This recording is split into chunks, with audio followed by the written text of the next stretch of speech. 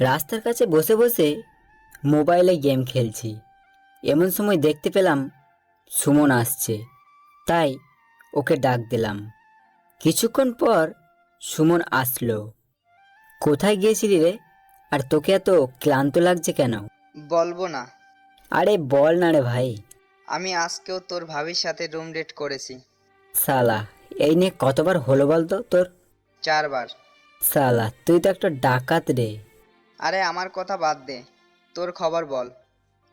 তুই কবে room date করবি? কি আর রুম ডেট করবো বল? অনুকে তো কোনোভাবেই রাজি করাতে পারছি না।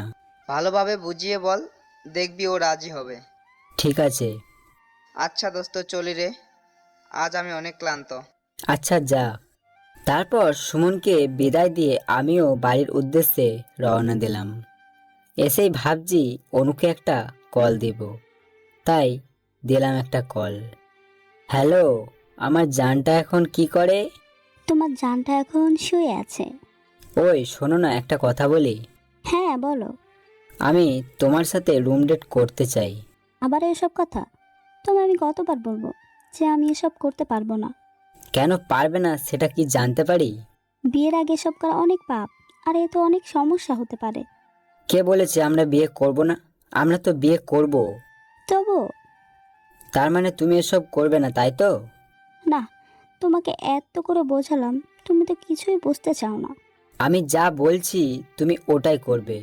আর আমার ফ্রেন্ডরাও এগুলো করেছে, শুধু একবার নয়, অনেকবার করেছে। তার মানে তুমি এগুলো কি সত্যিই করতে চাও? হ্যাঁ বাবু, প্লিজ রাজি হয়ে যাও। আর আমরা তো একবারই করব। বলছি না হবে না। তাহলে শোনো, আমিও আর এই রিলেশন রাখতে চাই না। আমি আজকেই তোমার সাথে ব্রেকআপ করতে চাই। রাজীব, তুমি এগুলো কি বলছো?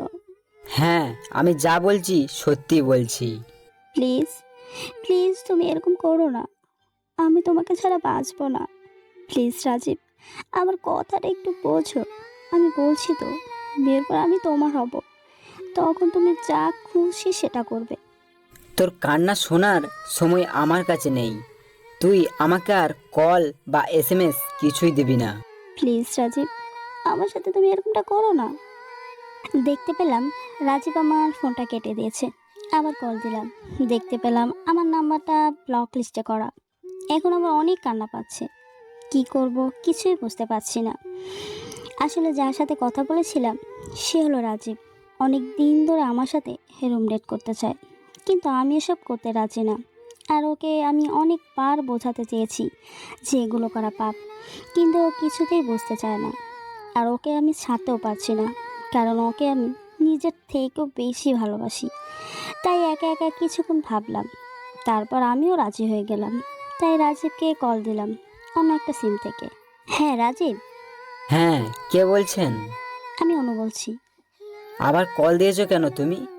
আমি তোমার সাথে রুম ডেট করতে রাজি আছি। সত্যি বাবু? তার জন্য একটা পাপ্পি দিই। হয়েছে, আর বলো আমাকে কোথায় যেতে হবে? এখনো তো রুম ঠিক করিনি। কালকে রুম ঠিক করে তোমাকে জানাবো। ঠিক আছে, এখন বাই। ওকে, কালকে কথা হবে। এটা বলে ফোনটা কেটে দিলাম। আজ আমি মহা খুশি, কারণ আমার মনের আশাটা পূরণ হতে চলেছে। এটা ভাবতে ভাবতে আমি ঘুমিয়ে পড়লাম। তারপর সকাল সকাল উঠে পড়ি। তারপর সুমনের কাছ থেকে একটা বাড়ির ঠিকানা নিলাম।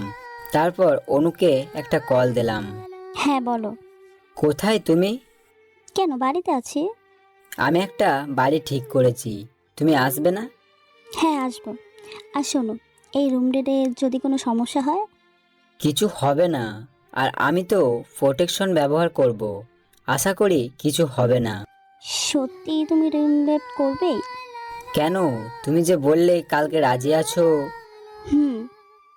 এটা বলে রাজীবের কাছ থেকে ঠিকানা নিলাম। তারপর সেখানে যাওয়ার জন্য ফ্রেশ হলাম। আমার চোখ থেকে জল কিছুতেই আটকাতে পারছি না। শুধু আজ ভালোবাসার জন্য এটা আমাকে করতে হবে। রৌদ্র, তারপরও আমি রৌদ্রের ভিতর দিয়ে হাঁটছি, আর আমার চোখ থেকে অঝরে জল পড়ছে। কিছুক্ষণ পর রাজীবের দেওয়া ঠিকানা এসে পড়ি, কিন্তু রাজীব এখনও আসে নাই। কিছুক্ষণ পর রাজীব আসলো, তাই আমি বললাম, এত দেরি হলো কেন? এই প্রোটেকশন কিনতে কিনতে এত দেরি হয়ে গেল। ও আচ্ছা। আচ্ছা চলো, আমার যে আর তর্স হইছে না। রাজীব, আমরা রুম ডেটে যাওয়ার আগে আমি কিছু বলতে চাই। দয়া করে মনোযোগ দিয়ে কথাগুলো শুনবে। আগে ওইগুলো করিনি না, তারপর তোমার কথাগুলো শুনি। না, আগে এই কথাগুলো বলা জরুরি। ওকে, বলো তাহলে। তোমার বোন যেন কয়টা? আমার 2 বোন। কিন্তু হঠাৎ এই কথা কেন? তোমার বড় বোনের খবর জানো? আমার বড় বোনের আবার কি হয়েছে? তোমার বড় বোন আমার ভাইয়ের সাথে রুম ডেট করেছে, এটা কি তুমি জানো? কথাগুলো শুনে আমার মনটা খারাপ হয়ে গেল। তাই আমি বললাম, এইগুলো কি বলছো তুমি? আমি যা বলছি সত্যি বলছি। আমি কি করব বুঝতে পারছি না। মাথায় এখন অনেক রাগ উঠে গেছে। তাই আমি রাগের মাথায় অনুকে অনেক কথা বলে ফেললাম। তোর ভাই আমার বোনের সাথে এরকম করেছে কেন? শালাকে পেলে আমি খুন করব। বল অনু, আমার বোনের সাথে কেন তোর ভাই এরকম করেছে? বাহ বা রাজীব, জবাব নেই তোমার। তোমার বোনের জন্য এতটা কষ্ট হয়, আর যখন আমার ভাই জানবে আমি তোমার সাথে রুম ডেট করছি, তখন তার অবস্থা কি হবে তুমি বুঝতে পারছো? তুমি যেরকম তোমার বোনকে ভালোবাসো, সেই রকম আমার ভাইও আমাকে ভালোবাসে। আর তোমার বোনের নামে যে কথাগুলো বললাম না, সেগুলো সব মিথ্যা কথা। তোমাকে বোঝানোর জন্য আমি এই কথাগুলো বললাম। কথাগুলো শুনে আমি অনুর মুখের দিকে তাকিয়ে আছি। কি বলবো আমি কিছু বুঝতে পারছি না। তারপর অনু বলল, আর এগুলো বিয়ের আগে করলে অনেক পাপ হয়। তবুও তুমি যখন রুম ডেট করতে চেয়েছো, তাই আমি রাজি। চলো রুম ডেট করবো। এটা বলেই আমি রাজীবের হাতটা ধরলাম। দেখি রাজীব উঠছে না। তারপর আমি বললাম, কি হলো, ওঠো না কেন? আমি ওকে জড়িয়ে ধরলাম আর বললাম, তুমি আমার চোখ খুলে দিয়েছো। আমি তোমার সাথে অনেক বড় পাপ করেছি, অনেক অন্যায় করেছি। দয়া করে আমাকে মাফ করে দাও। আমি আমার নিজের ভুল বুঝতে পেরেছি। ধুর পাগল, মাপ চাওয়ার কি আছে? তুমি তোমার ভুলটা বুঝতে পেরেছো, এটা চেয়ে আর বড় কিছু হতে পারে না। আমি অনুর কপালে একটা চুমু দিলাম। তারপর বললাম, আর কোনোদিন আমার মুখ থেকে এই ধরনের কথা তুমি শুনতে পাবে না অনু। এই তো আমার সোনা বাবুটা। আর শোনো, ভালোবাসাটা একটা পবিত্র জিনিস, তাই ভালোবাসাটা পবিত্র রাখা আমাদের অনেক জরুরি। হ্যাঁ গো সোনা, আর বলছি যে তোমার কি আজ বাড়িতে কোনো কাজ আছে? না, কেন? আজকে তোমাকে নিয়ে অনেক জায়গায় ঘুরবো। সত্যি? হুম। আসলে আমরা যখন কাউকে ভালোবাসি, তখন তার কথা আমরা শুনে থাকি, তার নোংরা প্রস্তাবেও আমরা রাজি হয়ে যাই। আর ভালোবাসার পরীক্ষা দিতে অনেকেই বিছানায় গিয়ে থাকি। তাই আপনার বয়ফ্রেন্ড যদি আপনার সাথে রুম ডেট করতে চায়, তো তাকে বোঝান। তবুও যদি সে বুঝতে না চায়, তাহলে ব্রেকআপ করে দিন। কারণ সে আপনাকে ভালোবাসে না, আপনার শরীরকে ভালোবাসে। আর নিজের সম্মানের চেয়েও বড় কিছু হতে পারে না।